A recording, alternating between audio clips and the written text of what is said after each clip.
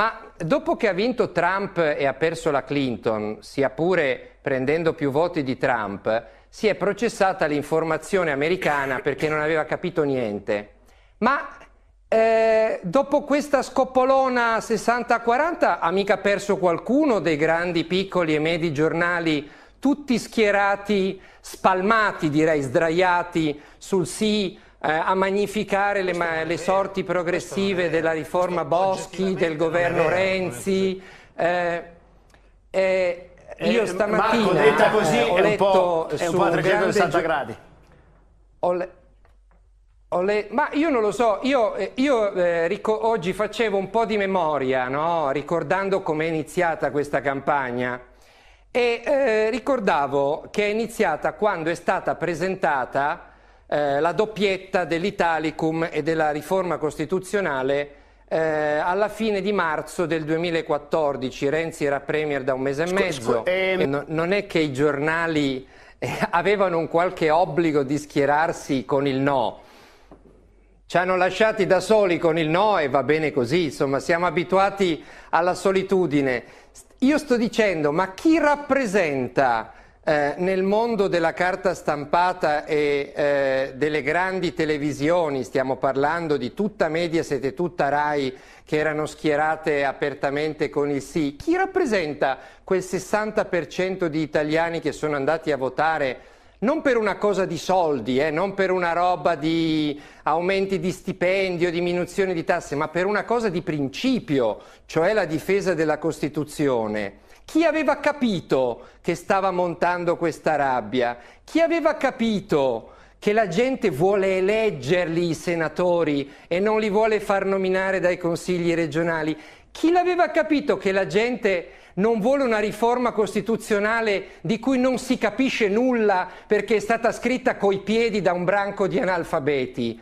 Cioè, com'è possibile che stasera ci sia tanta gente sorpresa quando il mestiere dei giornalisti è proprio quello di interpretarlo un paese, esattamente come in America non erano obbligati a schierarsi con Trump, ma sarebbero stati tenuti a interpretare chi avrebbe voluto votare Trump? È questo che io mi domando. Ma soprattutto, ma voi avete mai visto un Presidente del Consiglio violare tante regole come quelle che ha violato il nostro, raccontando balle, occupando tutte le televisioni, persino le stazioni, spendendo soldi di cui nessuno sa la provenienza, usando aerei di Stato, elicotteri di Stato,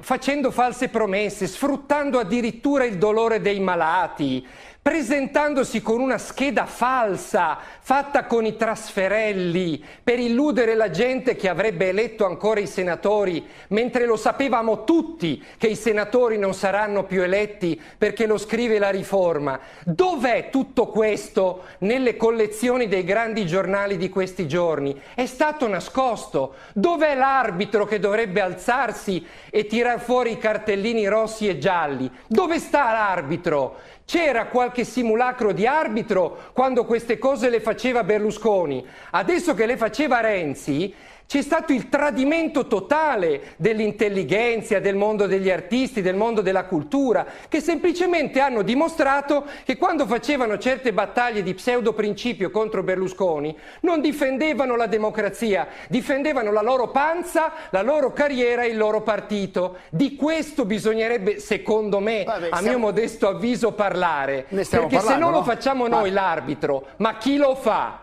Mattarella che non parla mai? L'Agicom che è piena di politici? Ma dai, su! Chiaro. In quale paese avrebbero consentito nel silenzio questa campagna vergognosa? Non sarebbe successo da nessuna parte al mondo.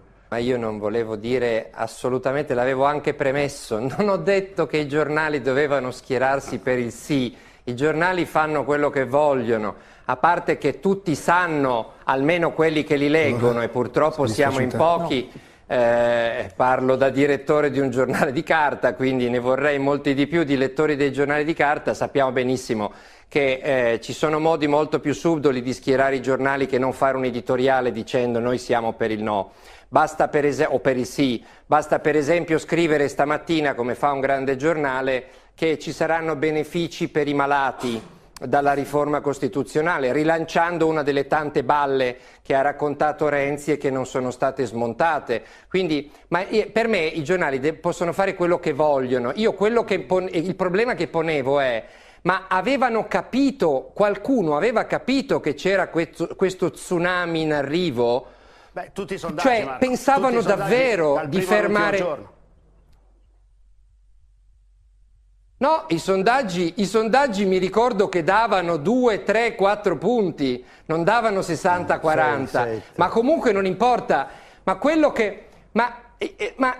insomma, basta che li rileggiamo i giornali degli ultimi mesi. Ma quanti editoriali abbiamo letto dicendo che bisogna guardarsi dal populismo? Cioè, noi vogliamo veramente considerare quei 20 milioni o quanti sono, non lo so, 17, 18, che hanno detto no a questa riforma, nonostante che tutte le televisioni gli abbiano detto che bisognava votare sì in tutte le salse e che Renzi se lo sono trovato pure nell'oblò della lavatrice, no? L'avevamo capito che cosa stava succedendo? L'avevamo intuito, l'avevamo sentita questa marea, pensavamo davvero che si potesse frenare dicendo state attenti al populismo. Cioè, basta leggere gli editoriali degli ultimi mesi, c'è da scompisciarsi da ridere, come se non fosse bastato quello che è successo in Inghilterra con la Brexit, che è stata rubricata come populismo, poi Trump è stato rubricato come populismo, poi in Italia il populismo è tutto quello che non sta al governo, anche se avevamo il premier populista della storia repubblicana. Allora, se uno si accontenta delle giaculatorie contro il populismo e pensa di spiegare che oggi questa riforma è stata sderenata dal 60% degli italiani, perché il 60% degli italiani sono diventati improvvisamente populisti, anche quelli che fino all'altro ieri votavano PD o votavano partiti per bene, pettinati, eccetera. Per me va bene. L'importante è che decidiamo che i nostri giornali hanno capito tutto anche stavolta e che chi ha perso è solo Renzi che non aveva capito niente. Però chi lo ha seguito in questi mesi gli ha fatto dire e fare tutto quello che ha voluto senza un minimo di cartellino giallo, di cartellino rosso, aveva capito tutto, però stava zitto perché evidentemente faceva l'opposizione dall'interno. Può essere, io non lo so. Io non credo che un premier di nessun paese europeo potrebbe permettersi di fare un decimo di quello che ha fatto il nostro senza che i giornali non gli dicano votiamo no, ma gli dicono queste cose tu non le puoi fare, un premier non le può fare. Questo volevo dire. Poi ogni giornale può fare quello che vuole. Ho letto anch'io la bellissima intervista di Cazzullo a Camilleri, ma non era questo il mio problema.